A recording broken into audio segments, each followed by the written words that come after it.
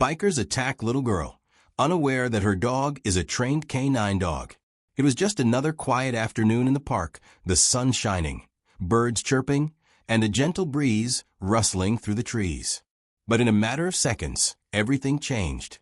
A little girl no older than 8 was playing near the swings when a group of bikers roared into the park, their engines growling like wild beasts.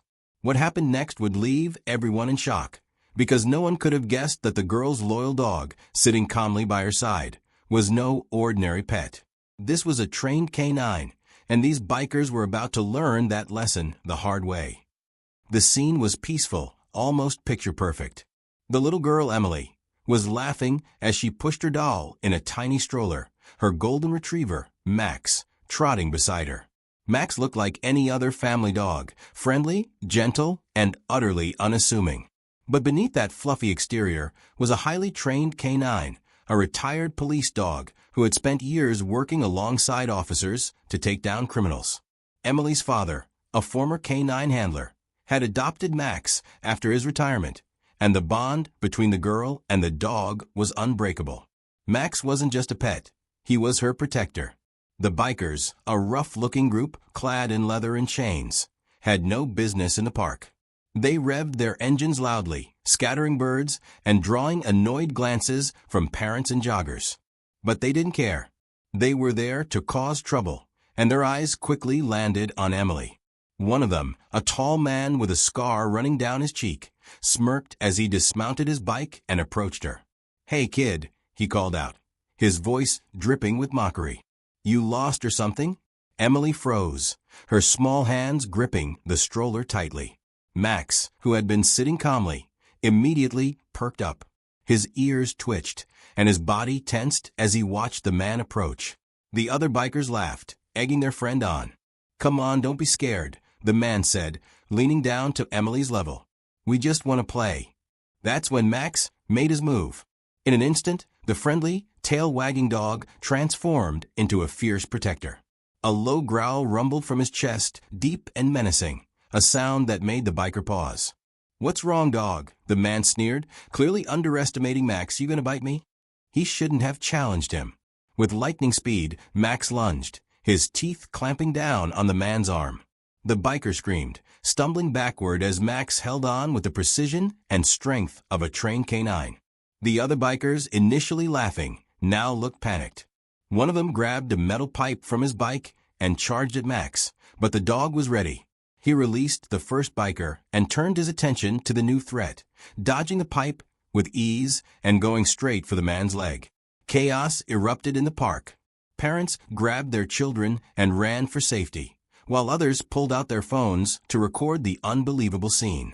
Emily, though frightened, stood her ground, her trust in Max unwavering. "Max, come," she called out, her voice trembling but firm.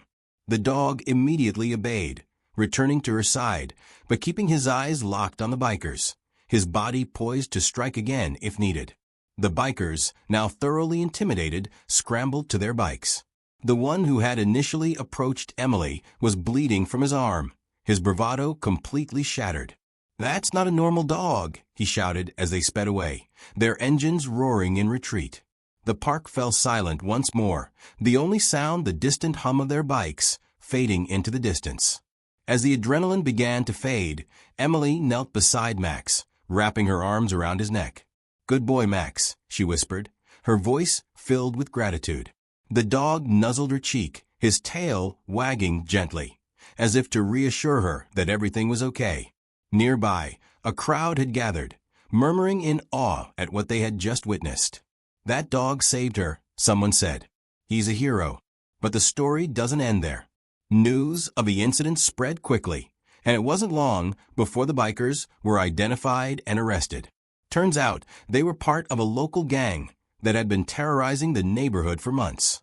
Max's actions not only protected Emily, but also led to the dismantling of the gang. The police department even held a small ceremony to honor Max, presenting him with a medal for his bravery. Emily's father, though shaken by the incident, couldn't have been prouder of Max. "He's always been more than just a dog," he said in an interview. "He's family. And today, he proved that he's also a hero." As for Emily, she learned an important lesson that day. One about courage, loyalty, and the incredible bond between humans and animals. Max wasn't just her dog. He was her guardian, her friend, and her hero. And as the sun set over the park that evening, casting a golden glow over the swings and the trees, Emily and Max walked home together, side by side, ready to face whatever challenges might come their way. But the question remains, what would have happened if Max hadn't been there? Would the bikers have harmed Emily? Would they have continued their reign of terror unchecked? It's a chilling thought, one that reminds us of the importance of staying vigilant and the incredible impact that one brave dog or person can have. The days following the incident in the park were a whirlwind of emotions for Emily and her family. The news of Max's heroism spread like wildfire, not just through their small town, but across the country. News outlets picked up the story, and soon, Max was being hailed as a national hero. Videos of the bikers' retreat went viral, and people couldn't stop talking about the little girl and her extraordinary dog. Emily's father, John, found himself fielding calls from reporters, journalists, and even television producers who wanted to feature Max on their shows. But amidst all the attention, John couldn't shake the lingering fear that had settled in his chest. What if the bikers decided to retaliate? What if they came back for Emily? Max was a retired canine, but he was still just one dog. John knew he had to take extra precautions to keep his family safe. He installed security cameras around their house, reinforced the doors and windows, and even started carrying a concealed weapon whenever they went out. Emily, though young, sensed her father's unease and tried to reassure him. "Dad, Max will protect us," she said one evening as they sat on the porch watching the sunset. "He's the bravest dog in the world." John smiled, ruffling her hair.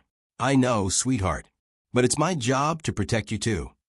Meanwhile, the bikers who had attacked Emily were facing the consequences of their actions. The police had identified them as members of a notorious gang known as the Iron Vipers. The leader, a man named Vince Viper Malone, had a long history of violent crimes, including assault, robbery, and drug trafficking. The biker Max had bitten, a man named Jake, was currently in the hospital, nursing his wounds and cursing the dog's name. "That mutt is dead," he growled to his fellow gang members during a visit. "And so is the kid and her old man.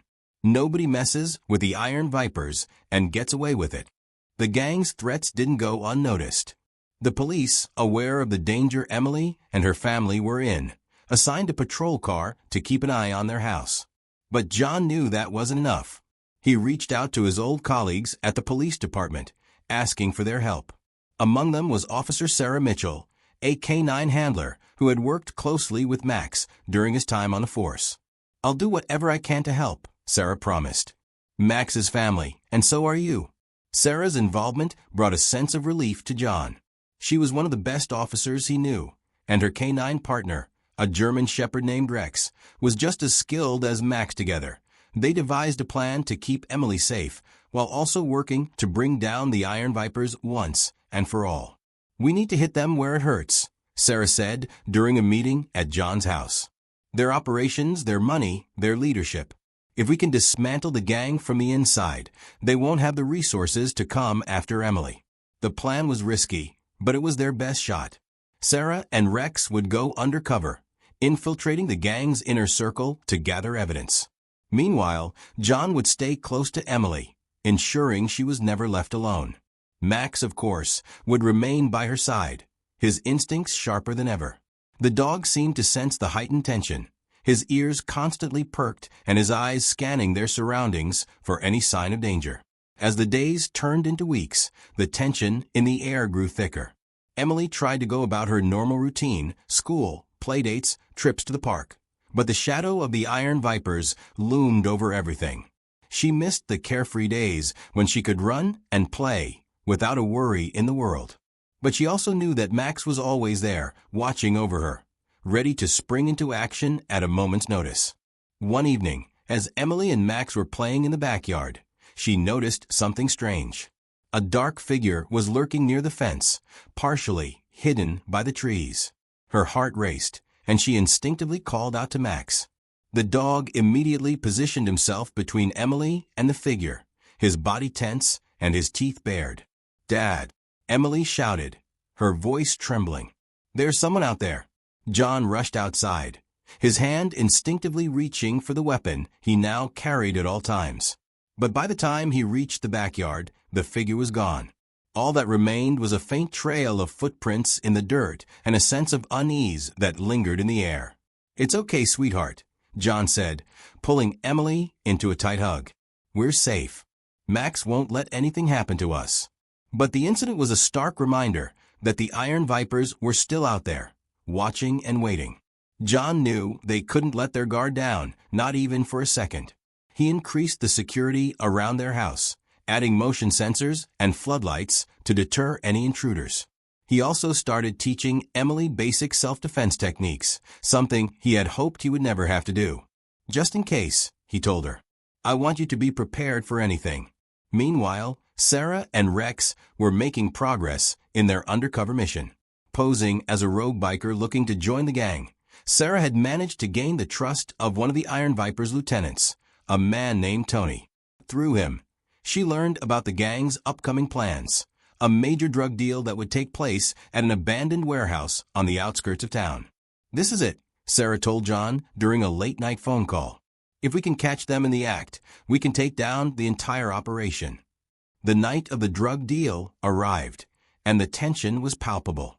Sarah and Rex were in position, hidden in the shadows of the warehouse, while a team of police officers waited nearby, ready to move in at her signal. John, meanwhile, stayed at home with Emily and Max, his nerves on edge as he waited for news. "Be careful, Sarah," he whispered to himself. "Come back safe." The operation was a success. Sarah and Rex managed to gather enough evidence to incriminate not just the lower-level gang members, but also Vince Malone himself. The police moved in, arresting everyone involved and seizing a large quantity of drugs and weapons. It was a major blow to the Iron Vipers, one that would take them years to recover from, if they ever could. But the victory came at a cost. During the raid, Sarah was injured in a scuffle with one of the gang members. She was rushed to the hospital, where she underwent surgery for a gunshot wound to the shoulder. John and Emily visited her the next day, bringing Max along. The dog seemed to sense Sarah's pain, resting his head gently on her bed and whining softly. "Hey, buddy," Sarah said, her voice weak but filled with affection. "You did good. We all did." As Sarah recovered, the town began to heal as well. The arrest of the Iron Vipers brought a sense of relief to the community, and people started to feel safe again. Emily was able to return to her normal routine, playing in the park and spending time with her friends without fear. Max, though still vigilant, seemed more relaxed, his tail wagging a little more often, and his eyes a little less guarded. But the experience had changed them all in ways they were still trying to understand. For Emily, it was a lesson in resilience and the importance of standing up for what's right. For John, it was a reminder of the sacrifices that come with being a protector, whether as a father or a police officer. And for Max, it was a testament to the unbreakable bond between a dog and his family, a bond that had been tested and proven stronger than ever. As the months passed, life slowly returned to normal. The media attention faded, and the story of the little girl and her canine hero became just another chapter in the town's history. But for Emily, John, and Max, it was a chapter they would never forget. It was a story of courage, loyalty, and the incredible power of love, a story that would be passed down for generations to come. And so, as the sun set over the park one evening, casting a golden glow over the swings and the trees, Emily and Max walked home together, side by side, ready to face whatever challenges might come their way. Because no matter what happened, they knew they had each other, and that was all they needed.